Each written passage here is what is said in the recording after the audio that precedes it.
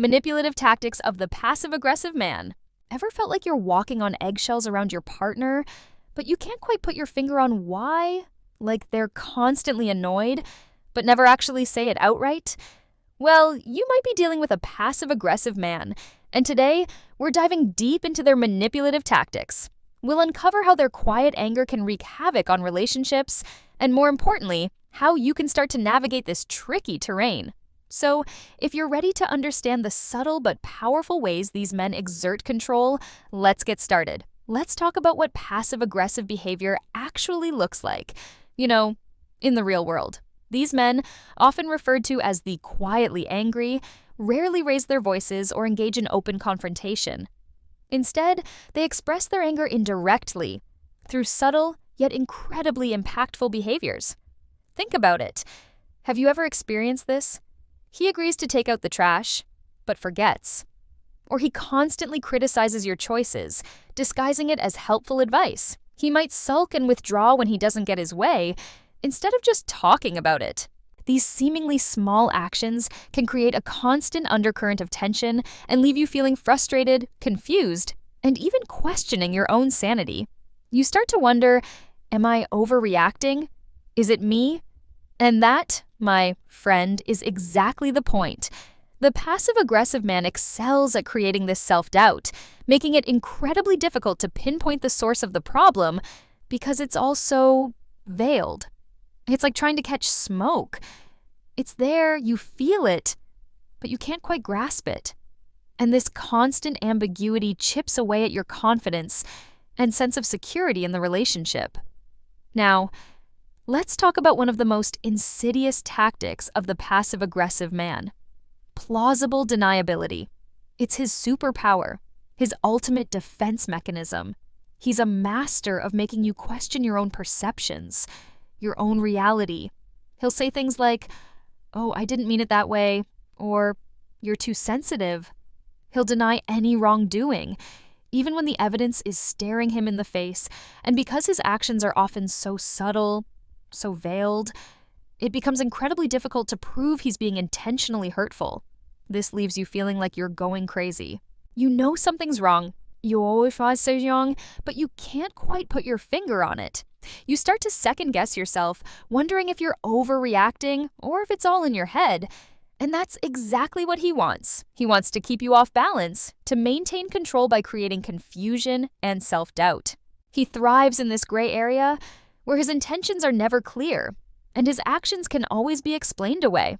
It's like he's constantly shifting the goalposts, making it impossible to have a direct conversation or address the underlying issues. This tactic of plausible deniability is incredibly effective at dismantling your confidence and eroding your sense of self-worth. It keeps you trapped in a cycle of doubt, making it even harder to break free from the manipulative dynamic. So, let's dive into some concrete examples of these subtle manipulations. First up, procrastination. He might agree to do something, like fix that leaky faucet or take care of a household chore, but then he just never gets around to it.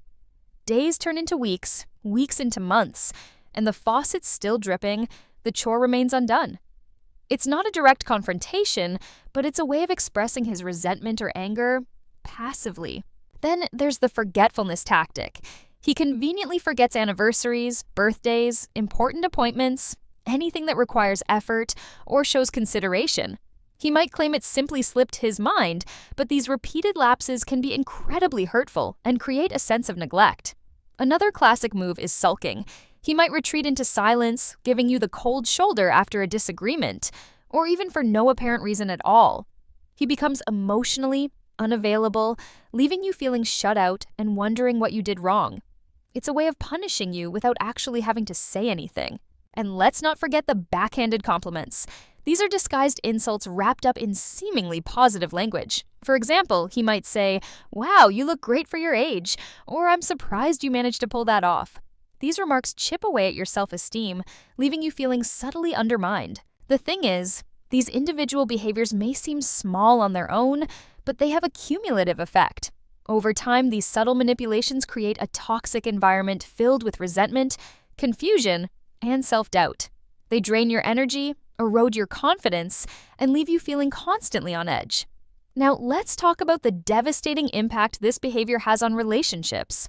Imagine living with a constant undercurrent of tension, never quite knowing when the next passive-aggressive jab will come. It's exhausting, and it's incredibly damaging. One of the biggest consequences is the feeling of powerlessness. You try to communicate, to address the issues, but you're met with denial, defensiveness, or just plain silence. It's like hitting a brick wall, and it leaves you feeling frustrated and unheard. This in turn breeds resentment. You start to resent your partner for their unwillingness to communicate openly and honestly.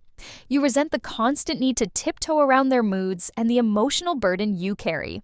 Over time, this dynamic can erode trust and intimacy. How can you feel close to someone who consistently avoids direct communication and uses subtle manipulation to get their needs met? It creates a distance between you, a chasm that can be difficult to bridge.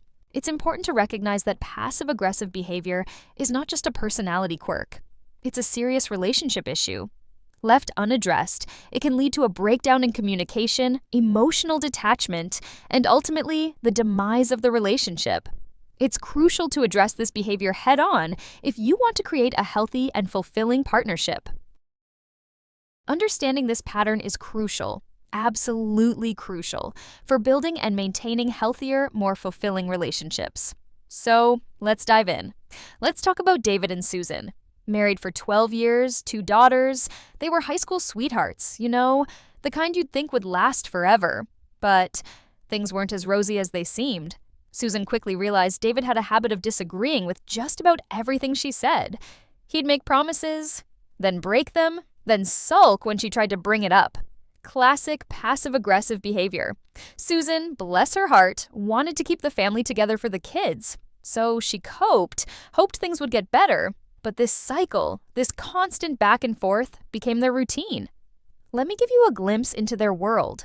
They're sitting in the kitchen, sipping coffee, discussing selling their house. Seems simple enough, right? Wrong. Susan mentions that the real estate agent suggested painting the interior to help it sell faster.